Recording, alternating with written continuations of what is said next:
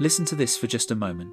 The traffic, the notifications, the voices, the pressure, the endless stream of breaking news that makes it feel like the world is collapsing every 12 minutes. We are living in an age where everything is designed to provoke you, to trigger you, to pull a reaction out of you before you even know what you're reacting to. And yet, in the middle of all this noise, there are people who move through life differently. The world screams, but they don't flinch. Chaos rises, but they don't crack. A storm hits, and somehow they remain centered, steady, almost untouchable, like they're living one layer deeper than the rest of us. And here's the part no one tells you. They are not born this way. These people aren't superhuman. They're not emotionless. They're not naturally calm personalities. They simply learn something the rest of the world never took the time to understand. Calmness is not a trait. Calmness is a trained state. It's a mental architecture, a system, a set of psychological habits built slowly and intentionally. The same way someone builds muscle, learns a language, or trains for a marathon. You've probably met someone like this. Maybe in an airport when a flight gets cancelled. Maybe in a crisis when everyone else is spiraling. Maybe in your own family, the one person who doesn't raise their voice when everyone else loses theirs. They're not lucky. They're not gifted. They've built something. And today, we're going to decode how they built it, step by step, layer by layer, starting with the first shift that separates the reactive mind from the resilient one. Let's begin.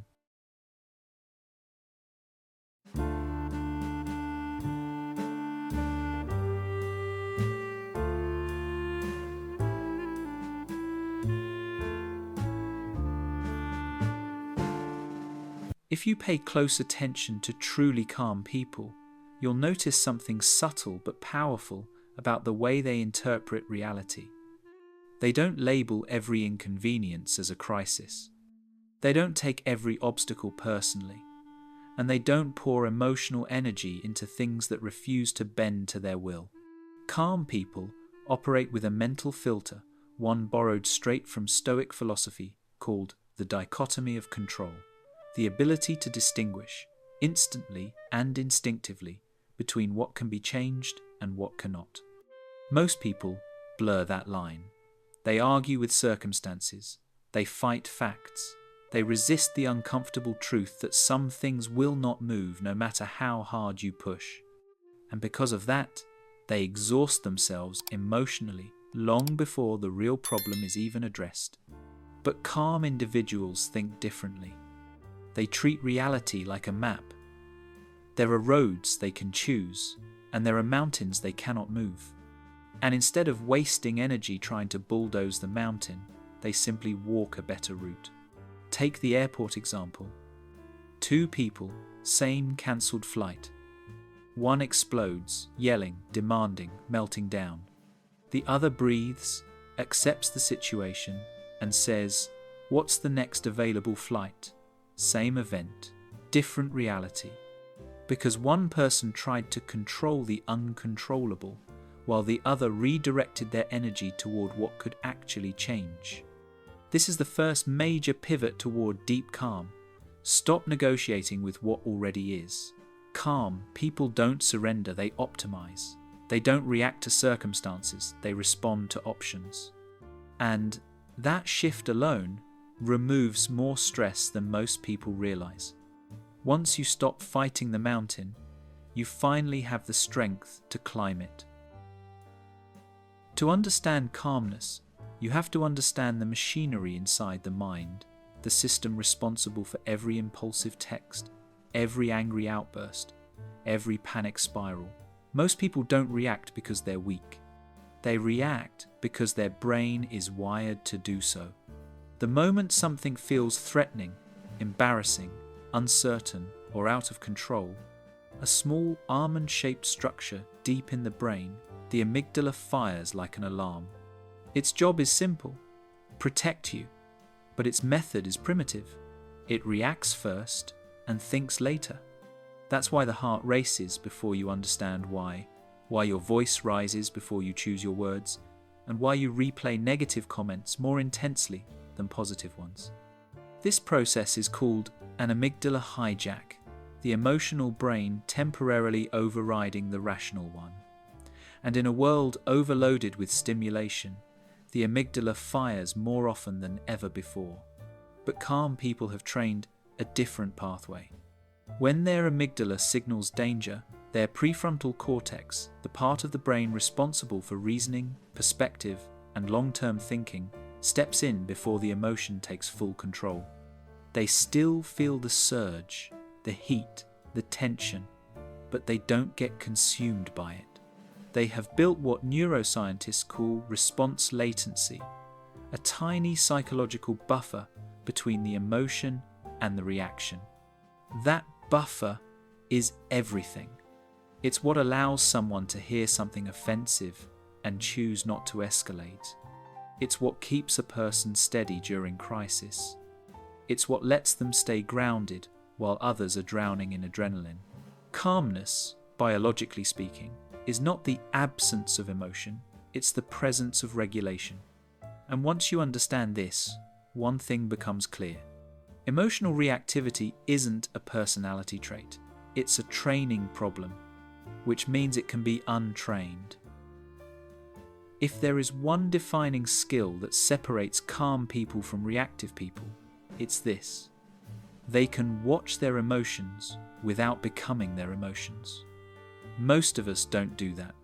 When anger rises, we become angry. When anxiety tightens the chest, we become anxious. We merge with the feelings so completely that we lose perspective, logic, and choice. But calm people operate with a different internal mechanism, what psychologists call the inner observer. The inner observer is that small, steady voice in your mind that says, "I'm noticing that I'm angry," instead of "I'm angry." Those two sentences look similar. They are not. One locks you inside the emotion, the other puts you outside of it. That distance, tiny but powerful, creates room for a different response. This is where cognitive reappraisal comes in. The ability to reinterpret what's happening before your reaction defines it. Imagine opening a harsh email. Most people read it and feel instantly attacked. The story forms before they even realize it. They don't respect me. I messed up. I'm not good enough. How dare they talk to me like that? The event triggered the emotion, but the story intensified it. Calm people interrupt that story. They still feel the spike of adrenaline, the quick heartbeat, the discomfort, but they pause long enough to observe the sensation rather than act from it. Then they ask better questions. What part of this email is data? What part is the sender's emotional tone? Is this about me, or is it about their day, their stress, their expectations? If someone else received this message, would they interpret it the same way?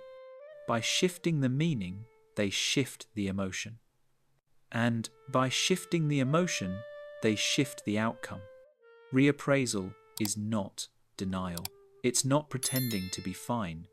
It's the mental equivalent of wiping fog off a glass window.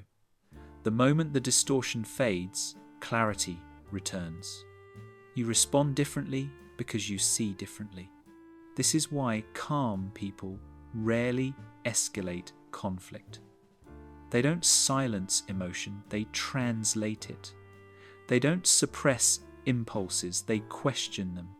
And that single habit, practiced repeatedly, becomes one of the strongest psychological shields anyone can build.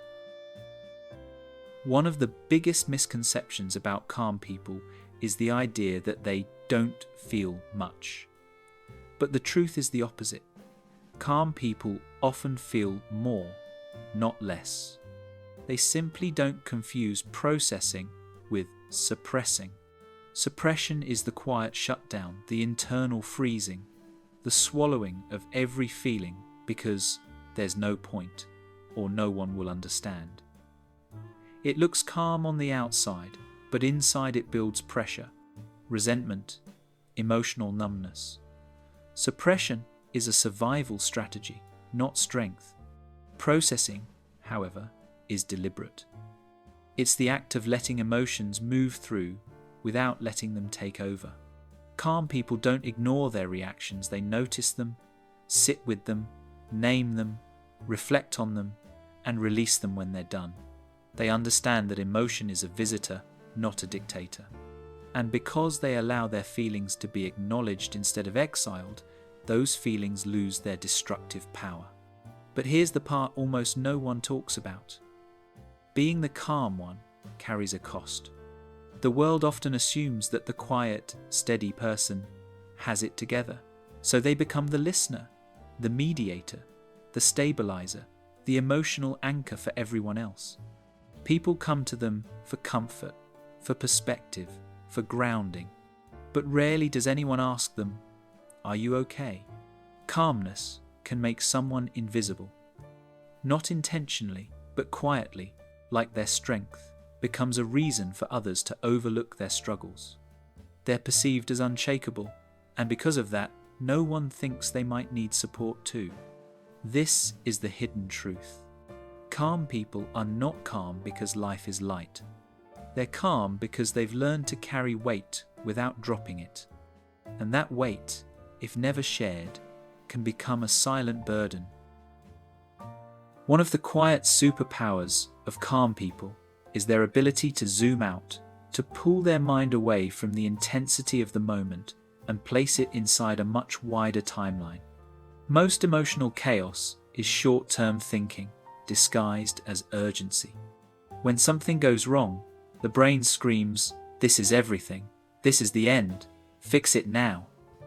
But calm individuals instinctively widen the frame. They ask a deceptively simple question. Will this matter in 5 years, 5 months, even 5 days? That question doesn't erase the problem, but it shrinks it back to its actual size. Take financial panic, for example. The market dips. Most people react immediately, refreshing charts, doom scrolling, selling in fear. But someone who's trained their time horizon remembers the bigger reality. Markets rise and fall, but long-term strategies survive what short-term emotions cannot.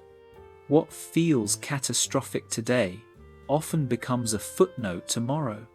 This is temporal distancing, one form of psychological distance, a cognitive strategy that reduces emotional intensity by viewing the situation from a different vantage point. But calm people don't stop there. They use 2 more lenses. Spatial distance. If I watched this from 20 feet away, what would I notice? Social distance. If a friend were dealing with this, what advice would I give them? Each distance weakens the grip of immediacy. The brain becomes less reactive and more reflective. Angst turns into analysis.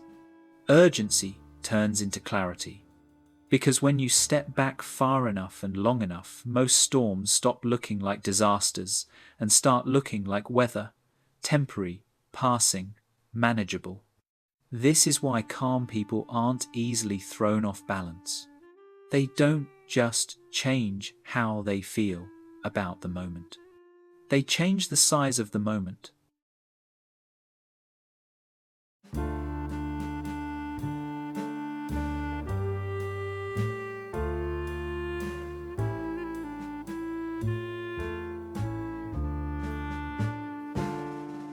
If the dichotomy of control teaches calm people what not to waste energy on, the internal locus of control teaches them where to direct that energy instead.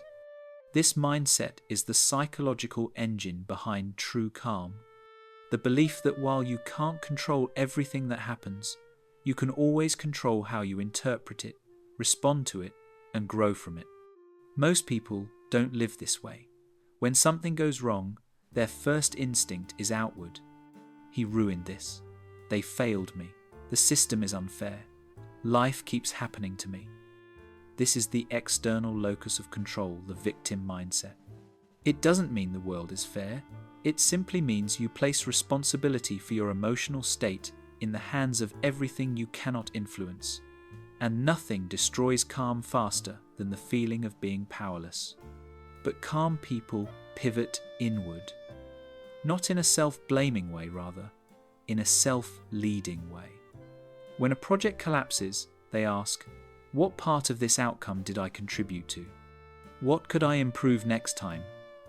Where is the leverage point I missed? This shift doesn't erase failure, it repurposes it. Failure becomes information. Obstacles become instructions. Life becomes an interactive process rather than a series of attacks.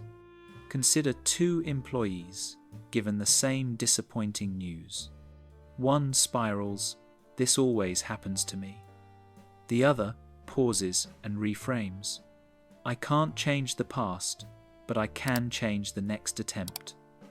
One loses momentum, the other gains direction. The situation is identical, but the sense of agency is not. This is the heart of calmness, the belief that your internal world is your jurisdiction, that your mood, your meaning, and your mindset are not hostages to circumstance. And when you stop outsourcing your emotional life to randomness, something remarkable happens. Stress loses its sharpness, uncertainty loses its sting, and challenges stop feeling like threats and start feeling like puzzles. Calm people aren't calm because they control everything. They're calm because they control themselves inside anything. One thing calm people understand better than anyone else is this: emotional energy is a limited resource. Every reaction is a withdrawal. Every argument is a cost. Every impulsive response is a bill you'll eventually have to pay mentally, physically, or relationally. Most people spend this energy recklessly, responding to everything that moves, everything that irritates them, everything that challenges their ego. Calm individuals don't operate that way. They conserve. They treat their emotional energy like something precious, something worth protecting. Before they react, they ask, often unconsciously, is this worth the withdrawal? Most of the time, the answer is no. And this is where their true strategy emerges. The pause. The pause is not hesitation. It's not weakness. It's a microsecond of ownership, an intentional moment where the emotional brain fires, but the rational brain is given time to step in. Neurologically, that pause interrupts the amygdala's impulse and hands control back to the prefrontal cortex.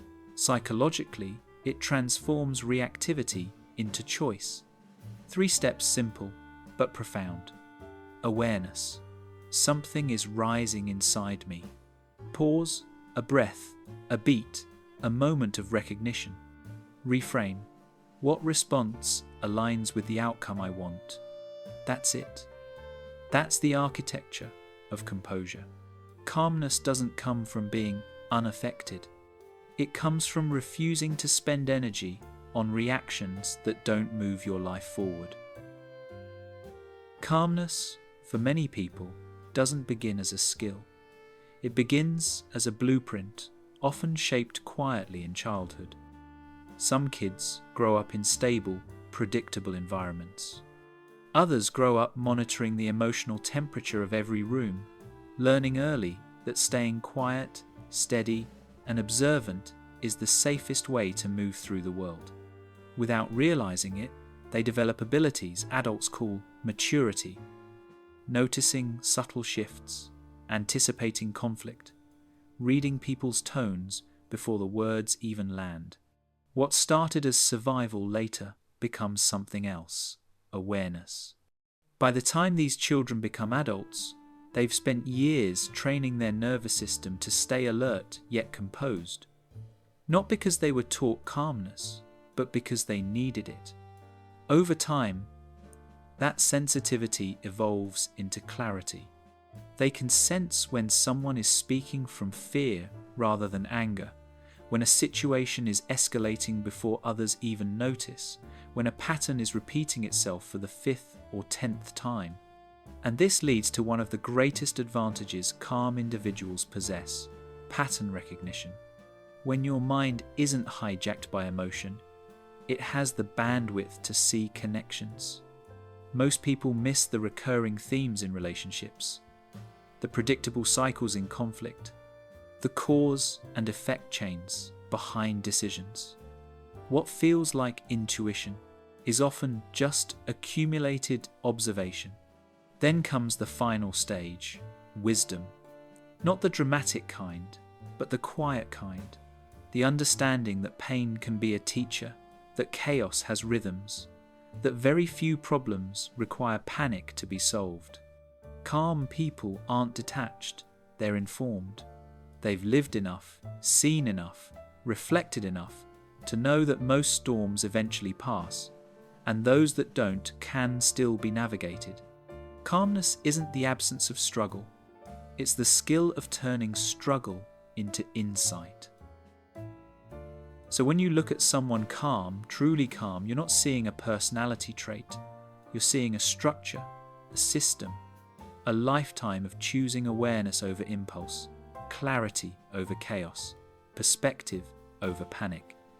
You're seeing someone who stopped trying to control the storm and started learning how to steer through it. Calmness isn't passive, it isn't soft. It's one of the most disciplined forms of strength, because anyone can react instantly, instinctively, emotionally, but it takes training to pause. It takes courage to zoom out. It takes wisdom to choose the response that serves your future instead of your fear.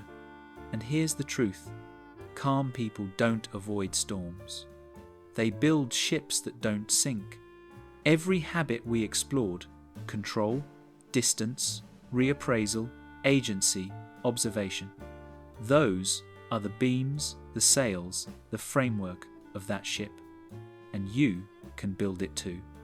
Not all at once, not perfectly, but deliberately, moment by moment, choice by choice.